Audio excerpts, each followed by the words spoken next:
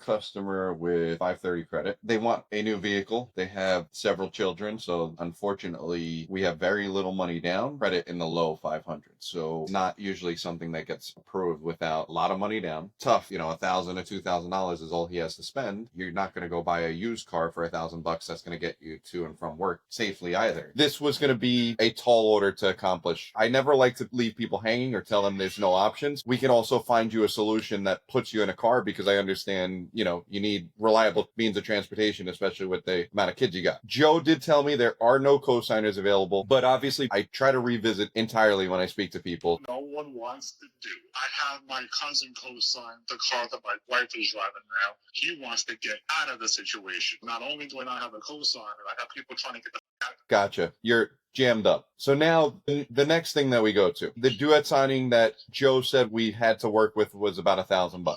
Basically, I need something to try to make the banks consider you, right? Because given your score, next option, money down, because that lowers the bank's risk as well. Right now, you're only giving me 1,000. The reality is we're probably going to get a wall if we don't come with more. You know what I mean? What is the most you could put out of pocket on a new car right now?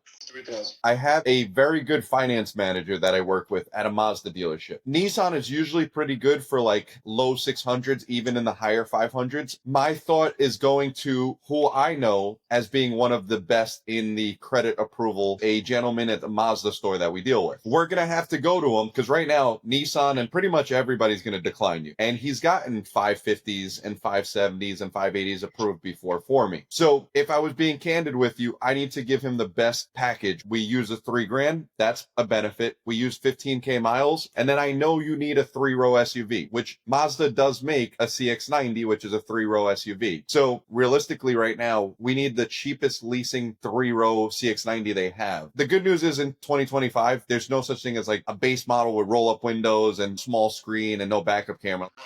There's going to be a lot of safety features, but I'm not going to ask for any bells and whistles. To be honest, we need something that you'll get approved on. If it's okay with you, I'll move you over to Mazda, see if he could come up with any type of approval so we could put you in a vehicle. That shouldn't be an issue. Do you want me to go about the way I'd like to go about it, which is honestly keeping my fingers crossed, because with a 530, 99% of dealerships are just going to decline you. Yeah, let's do it. Absolutely. Okay. I will submit this now. If I had to guess, I hope to have an answer to you by Wednesday. We will work on it as hard as we can, but it will take several days. Guys, I appreciate all your help. It means a lot. Thank you. All right, great. Thanks, guys. Have a good afternoon. You too. Credit score doesn't mean anything. Just means there were some mistakes made. Hopefully we can figure this out and put them in a car. That would make me really happy.